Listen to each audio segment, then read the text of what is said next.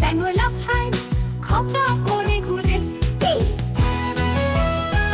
খোকা এবার জাল ফেলেছে, নদীর জলে ভাসে, মাছরা ভাবতে কাঁদতে বসে, হাঁসটা পাশে আসে।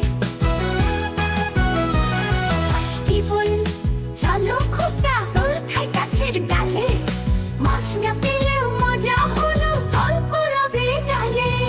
খোকা গেছে মাছ ধরতে রোদের কোলে, ছিপ নিয়ে গেল কলা ব্যাঙে, মাছ নিয়ে গেল ছেলে, ছিপ নিয়ে গেল কলা ব্যাঙে, মাছ নিয়ে গেল ছেলে।